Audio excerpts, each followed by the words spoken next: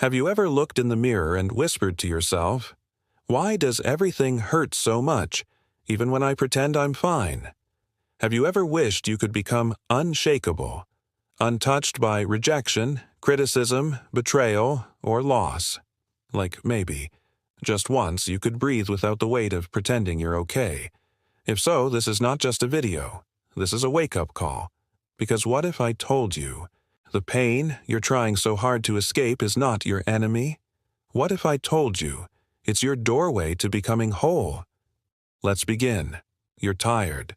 Not just physically, but emotionally, spiritually.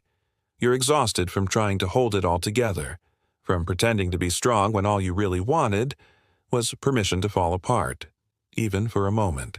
Maybe you've spent your life trying to please everyone, chasing approval, building an image that looks powerful on the outside, but feels hollow on the inside. And no one talks about that part, do they? That silent pain that eats at you, even when you smile. That inner war no one else sees. But here's the truth, one that most people are too afraid to admit. As long as you run from pain, it will own you. As long as you try to numb it, it will rule you. As long as you hide from it, it will keep finding you.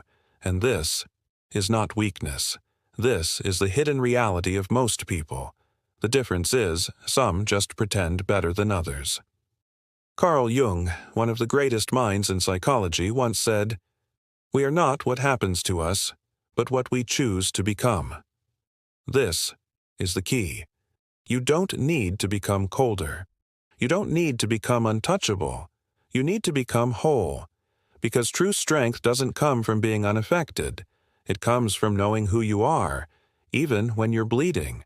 And if you're still watching this, it's not by accident. This message is for you, for the one who feels like you're always at an emotional disadvantage, like other people have power over your heart, your peace, your worth. I want to show you that it doesn't have to stay this way. But first, we need to go deeper, and that means facing some truths that may hurt, but will finally set you free. You think what hurts you is out there, in other people's words, betrayals, rejections. But here's the brutal truth. Nothing. Nothing outside of you has the power to destroy you, unless there's already a wound within you that lets it in. The pain isn't about what happened to you. It's about what it touched inside of you. That old story, that forgotten trauma, that hidden emptiness you cover with perfectionism, pride, or silence. Jung taught us that our external pain is just a mirror of our internal chaos. That's why two people can face the same situation, and one stays calm while the other breaks. It's not the event. It's where it hits you. And here's the part no one wants to hear. You still suffer. Because deep down, you still believe you can control how the world treats you. You think if you're kind enough, smart enough, strong enough, loving enough, people won't hurt you. But control is an illusion. The more you try to manage the outside world, the more enslaved you become to it. Do you want to stop suffering? Then stop trying to protect yourself from suffering. What you need is not more control. What you need is more awareness. Everything you feel, from anger to heartbreak to anxiety, is not random. It's a signal, a message, a voice from your unconscious asking you to listen. Carl Jung said, "Until you make the unconscious conscious, it will direct your life, and you will call it fate." That's what's happening now. The pain, the triggers, the relationships you keep repeating, the self-sabotage you don't understand. These aren't coincidences. They are echoes of what you've buried inside, and the more you ignore them, the louder they scream. You've judged yourself, silenced yourself, tried to force yourself into being okay, but the unconscious doesn't go away just because you pretend it's not there. It finds other ways to speak, through your breakdowns, your fears, your addictions, your numbness. You want to be untouchable?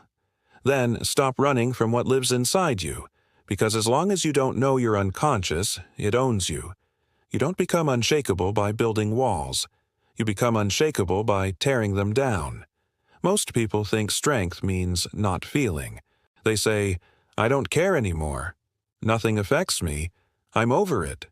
But inside, they're bleeding. Emotional strength is not coldness. It's clarity. It's knowing what you feel and why. Jung said, "Know all the theories, master all the techniques, but when you touch a human soul, be just another human soul. That includes your own." You stop being controlled by emotions when you stop being afraid of them. You stop reacting when you finally understand yourself. That's when you stop needing validation. That's when you stop trying to win every argument. That's when you stop losing yourself in every storm. Because nothing outside can destroy what has already been embraced within. This is the journey Jung called individuation, the process of becoming who you really are, not who others told you to be. Not who you became to survive, but the real you, beneath the masks, the defenses, the noise. Individuation is not about being perfect. It's about being whole. It's about integrating your light and your shadow, your shame, your flaws, your deepest fears. Because when you stop hiding from your wounds, they stop having power over you. And here's the paradox. The more you run from pain, the more fragile you become. But when you face it, truly face it, it becomes your power. But yes, this path is hard. It's lonely, because most people are still clinging to the surface, to appearances, to numbness.